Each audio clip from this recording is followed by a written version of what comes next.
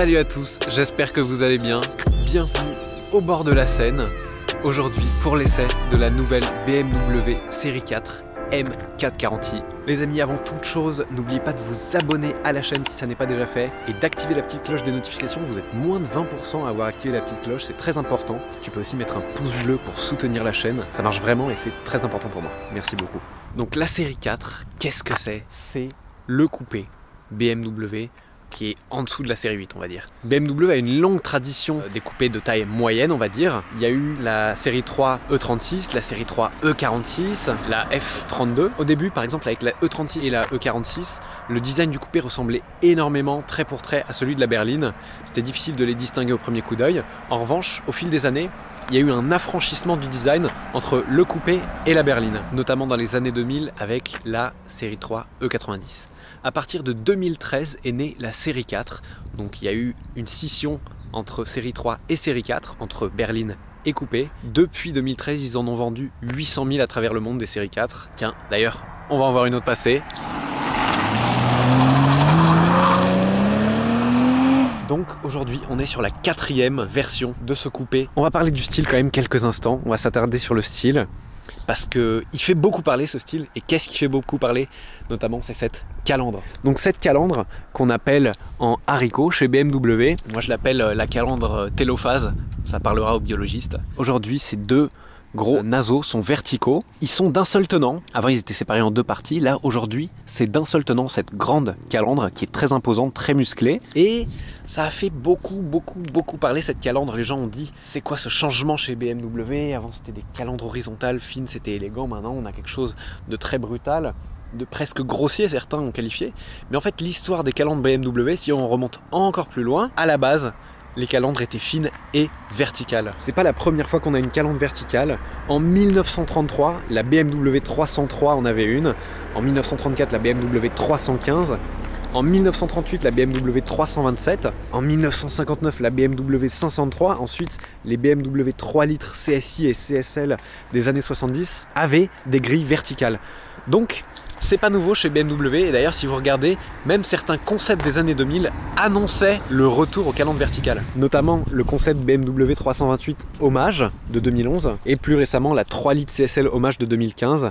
Et enfin en 2016, pour les 100 ans de BMW, ils ont sorti une vision Next 100 qui l'a clairement annoncé cette nouvelle calandre. Donc je pense que ça fait partie des designs auxquels on va s'habituer. Ils sont peut-être un petit peu en avance, c'est pour ça que ça choque un petit peu. BMW aime bien faire des changements assez radicaux de temps en temps dans leur design. Les phares, on a des phares full LED de série. Ceux-ci, ce sont les BMW laser, on les reconnaît parce qu'ils ont la petite partie bleue en dessous qui éclaire beaucoup plus fort, beaucoup plus loin. Et donc la spécificité de la M440i, c'est qu'elle a de série le pack extérieur M Sport. On a des plus grandes entrées d'air qui améliore le refroidissement de la voiture et aussi une finition de ces entrées d'air, de la calandre, des coques de rétro ainsi que des sorties d'échappement en finition Cerium Grey. Alors ça c'est l'appellation BMW, mais c'est un petit peu une finition titane. On a des sorties hexagonales à l'arrière, très sport, pas des sorties rondes. On a intégré au bouclier arrière un petit diffuseur, plus pour le style que pour vraiment un effet aérodynamique. Mais c'est assez sportif, c'est assez joli. Je crois qu'il y a une 440i blanche qui revient derrière moi. Vous avez vu le train arrière chasser un petit peu, mais ici, il y a un badge qui dit X-Drive. Donc on est sur une 4 roues motrices. X-Drive, c'est l'appellation 4 roues motrices de chez BMW. D'ailleurs, les petits badges ici et M440i ici sont aussi en finition un petit peu titane.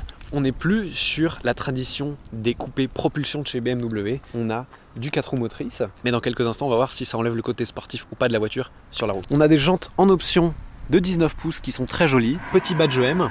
On a les freins M Sport de série sur la M440i, les petits badges M. Je vais vous montrer le design. En fait, ce qu'il faut savoir, c'est que par rapport à la génération précédente de série 4 coupée, elle est quasiment 13 cm plus longue et quasiment 3 cm plus large. Donc on a une voiture qui est vachement plus longue.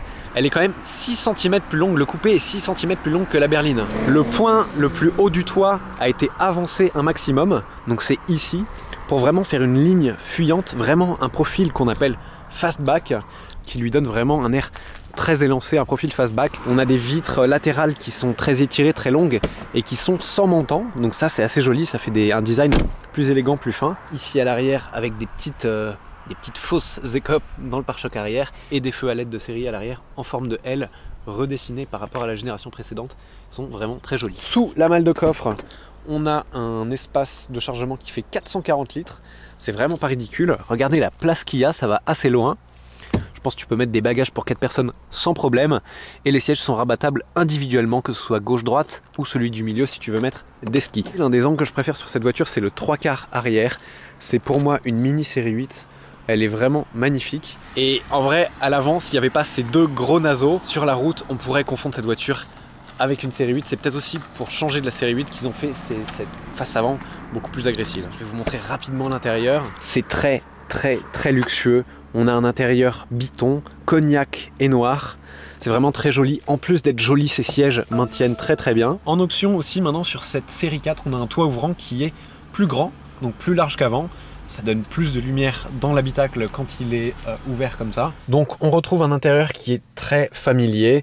Cette console centrale qu'on retrouve quasiment dans tous les modèles, avec la sélection des modes de conduite ici, le bouton start, le petit levier de vitesse, un petit espace de rangement ici avec un chargeur à induction pour le téléphone, une prise USB de porte-gobelet, un grand espace de rangement sous la coudoir avec une prise USB-C, volant dont la préhension est pour moi parfaite. C'est le meilleur volant BMW en termes de préhension. Les palettes tombent bien sous la main. Malheureusement, toujours énormément de boutons noirs comme ça des deux côtés du volant. Ils auraient pu faire quelque chose de plus ergonomique. Digital cockpit, système multimédia avancé, avec toutes les aides à la conduite qu'il faut. Si on prend le système Pro en option, évidemment, on a encore plus d'aides.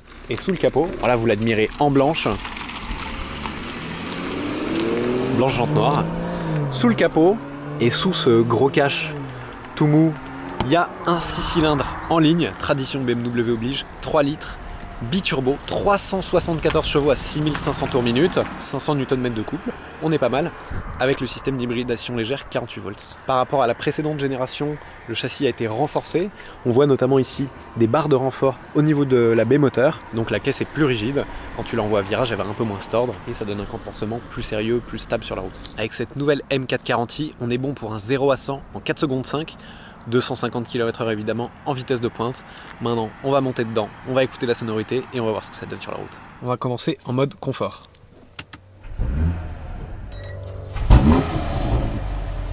Donc tu vois, comme il y a l'alterno-démarreur du système hybridation léger 48 volts, on n'entend pas le moteur qui tourne, il démarre tout seul. Donc là on est en mode confort.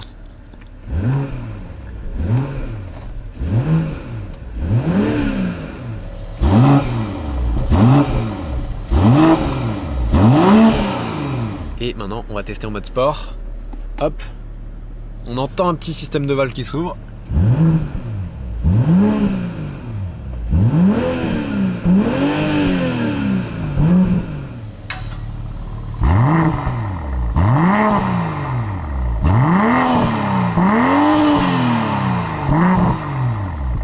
Et le son est un petit peu plus présent. Allez, on y va.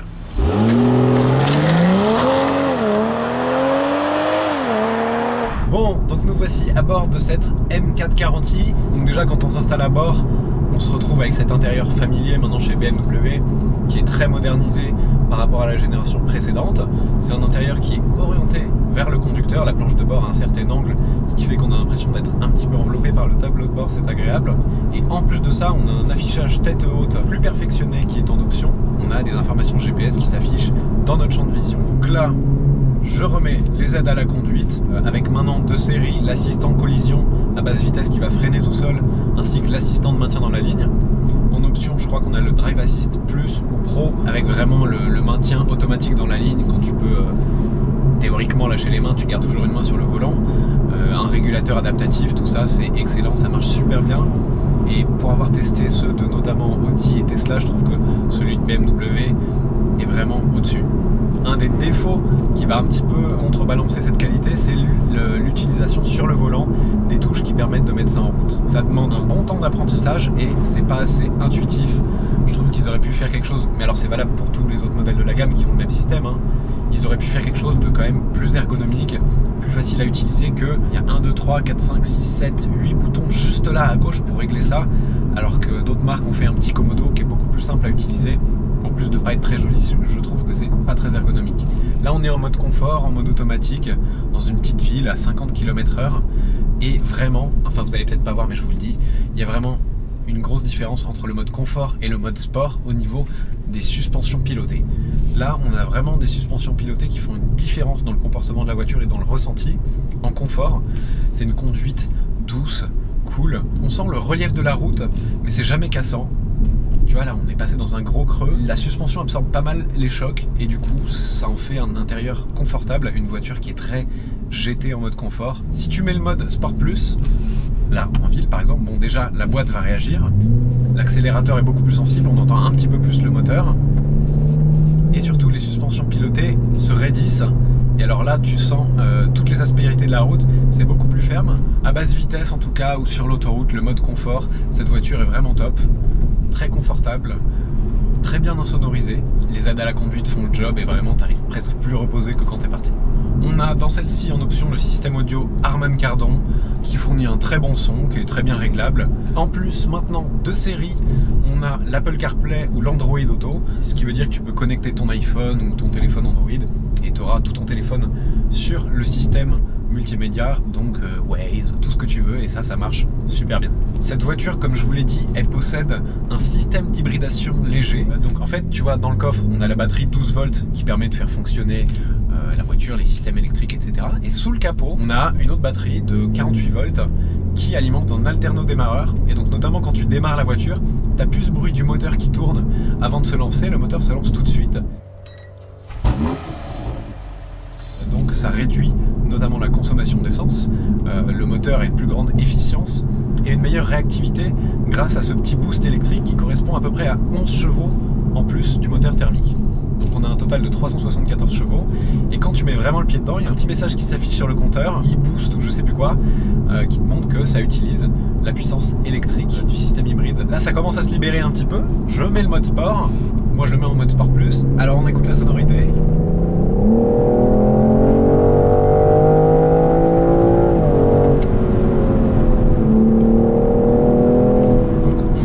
Quand même la signature BMW du 6 en ligne, le 6 cylindres en ligne 3 litres biturbo. En revanche c'est très feutré, presque un petit peu artificiel. Alors je vous le cache pas, eux non plus ils le cachent pas, il y en a un petit peu qui est rajouté dans les haut-parleurs. La sonorité n'est pas noble, en revanche ça fait le job, et même à basse vitesse, en Sport Plus, c'est un petit peu présent et c'est agréable, ça te rappelle que tu es dans la version la plus sportive de la gamme avant les modèles M. Voilà, là on arrive en ville, je remets le mode confort et ça c'est le deuxième défaut ergonomique que je trouve vraiment à cette voiture et aussi au reste de la gamme, hein. Tout ça c'est toujours présenté pareil maintenant dans les BMW, c'est que quand tu veux passer de sport en confort, à chaque fois tu es obligé de baisser les yeux de la route, chercher le bouton, trouver le bouton, appuyer dessus. Et du coup tu quittes les yeux de la route pendant un petit moment et ça aurait été bienvenu quand même d'avoir une petite molette sur le volant ou un bouton qui permet tout de suite d'enclencher le mode sport. Les boutons sont vraiment tout en bas de la console en plus, donc faut aller les chercher, c'est pas évident. Voilà, là on est en train de suivre une autre BMW série 4, la 420D, et vraiment le style, moi je commence à m'y faire. En fait c'est souvent les designs très novateurs au début ils sont décriés et puis les gens s'y font et on trouve ça joli par la suite. Je pense que la série 4 fait partie de ces designs, notamment parce que quand on regarde l'histoire dont je vous ai parlé de la calandre, elle a commencé comme ça en fait. Et c'est même les calandres horizontales qui ont été une rupture dans ce style. Donc c'est un petit peu un retour aux sources et avec cette ligne très fastback de l'arrière, de profil, de l'avant, elle est très agressive. Pendant toute la matinée je l'avais derrière moi et quand tu regardes dans le rétro, tu as cette grosse calandre avec les LED allumés là, c'est bien badass. Voilà, là quand on sort de la ville on a envie de remettre le mode sport, hop, petite pression. Donc la boîte est plus réactive, mais si tu passes pas les rapports, elle va quand même les passer au bout d'un moment. En revanche, si tu mets le pommeau de levier de vitesse à gauche, hop, là c'est le réglage le plus sportif de la boîte. Et là tout de suite elle va rétrograder au maximum pour te donner l'accélération la plus importante possible. Le châssis a été rigidifié par rapport à la génération précédente, les suspensions ont été raffermies. Donc on n'a pas une M4, mais on a une voiture qui est quand même plus collée à la route, avec un tempérament un petit peu plus sportif quand même. Maintenant parlons de la boîte. Je trouve que c'est pas le point fort de cette voiture parce que maintenant, même dans les modèles M, on n'a plus de boîte à double embrayage. Tous les modèles ont la boîte automatique à 8 rapports. Celle-ci, la boîte sport, donc avec les palettes au volant. Il y a d'ailleurs un mode, si tu gardes la palette de gauche enfoncée, la palette moins pour descendre les rapports, il se met en mode sprint, qui est le mode pour taper une accélération. Donc que tu sois en confort, en efficient, En sport, si tu restes appuyé à gauche, il se met en sprint. Et là, t'as tout le jus.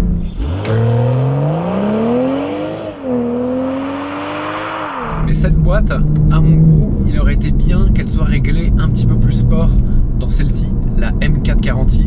C'est très bien qu'on ait 8 rapports, mais on les sent pas passer. Les palettes, on a l'impression qu'elles sont en métal, mais en fait c'est du plastique. C'est dommage. Sur le top de la gamme, on aurait pu avoir des petites palettes en métal quand même. Le feeling des passages de rapport n'est pas aussi aiguisé que chez la concurrence, on va dire. Allez, petite accélération.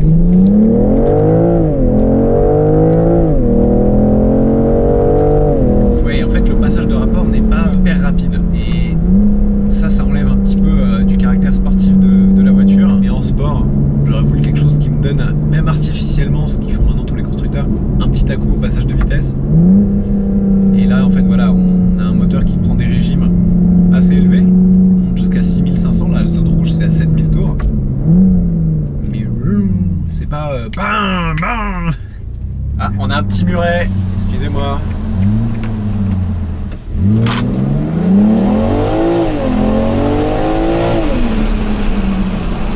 Ouais, ça fait un beau bruit d'aspiration quand même, hein, on entend bien le turbo.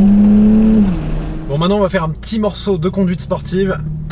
Sport, boîte sport. J'ai appuyé sur le bouton d'anti-patinage parce que 374 chevaux, c'est un X-Drive, mais la puissance quand même passe pas mal sur les roues arrière. Et quand tu as l'anti-patinage totalement connecté, tu sens qu'il brille la puissance. Donc tu appuies un coup, ça déconnecte juste un peu d'anti-patinage, pas totalement l'ESP, et ça te permet de vraiment accélérer pleine balle en sortie de virage, et ça c'est pas mal. On n'a pas les 4 roues directrices sur la série 4, ça c'est un petit peu dommage parce qu'avec les 13 cm supplémentaires par rapport à la génération précédente, tu le sens quand tu conduis la voiture, quand tu prends place à bord, c'est un beau bébé quand même. Donc sur des petites routes, faut faire attention. Allez, c'est parti. E-Boost Sport Plus. On a un bon mordant au début sur la pédale de frein. Ce que je reproche au freinage, c'est que dès que tu poses ton pied, alors ça c'est une bonne chose, tu as tout de suite du mordant, mais ensuite la force que tu vas appliquer sur la pédale ne va pas être proportionnelle à la force du freinage. Tu arrives vite au max du freinage, qui est pas mal, ça freine pas mal, mais j'aurais aimé qu'il y ait un feeling un peu plus sportif dans la pédale, c'est-à-dire que plus tu appuies fort, plus tu as de freinage, et là tu arrives très vite au max du freinage, il est très assisté. Le train avant est bien inscrit. En Sport Plus, le châssis est assez ferme. La boîte est un tout petit peu lente au rétrogradage.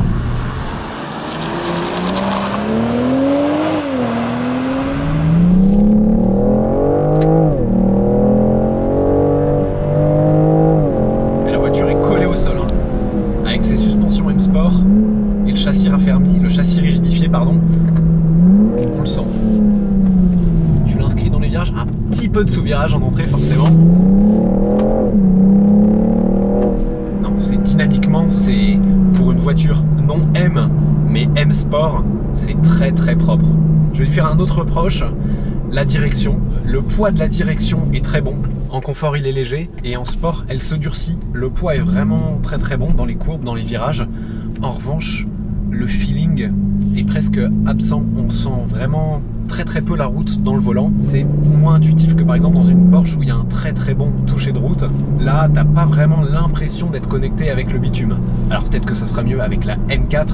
En même temps, là on n'est pas sur une voiture qui est vouée à faire du circuit. Elle est vouée à cruiser, c'est une GT sportive. Et vouée à s'amuser un petit peu quand la route se dégage, quand on peut ouvrir un petit peu les gaz. Et elle fait le job, hein. Le châssis est hyper sérieux, les suspensions sont bien raffermies. On est dans une voiture presque sportive. Le poids au freinage trahit un petit peu que c'est pas une voiture de course, mais sinon c'est très très bien. Bon, on peut pas terminer cette vidéo sans parler du prix de base sans option de cette M440i, 68 400 €. Celle-ci, ce modèle précisément, a 16 000 € d'option, donc on arrive à 86-87 000 € si je me trompe pas, ce qui est très premium. Et en 2021 on pourra avoir jusqu'à 8 000 € de malus sur cette voiture. Le malus dépend des options que tu prends, parce qu'un toit ouvrant ça peut te rajouter 10 grammes de CO2 et donc tu vas passer un seuil et payer plus de malus. Bilan de cette M440i, voiture que je trouve très belle, surtout dans cette livrée Arctic Race Blue. Elle est très méchante, elle a un look vraiment très méchant, et j'ai une seule hâte, c'est de tester la M4 parce que ça, c'est déjà assez féroce. Franchement, t'attaques, t'as 374 chevaux, 0 à 100 en 4 secondes 5, on est sur quelque chose de très sérieux. Et la M4, s'ils mettent une direction qui est un peu plus informative et une boîte qui pète un petit peu plus, ça va être très très bon. J'espère que l'essai de cette M4 Caranti vous a plu. Si c'est le cas, n'hésitez pas à mettre un pouce vers le haut pour soutenir la chaîne, c'est très important. À vous abonner si ça n'est pas déjà fait. Merci de votre fidélité et je vous dis à très bientôt pour une prochaine vidéo. Ciao!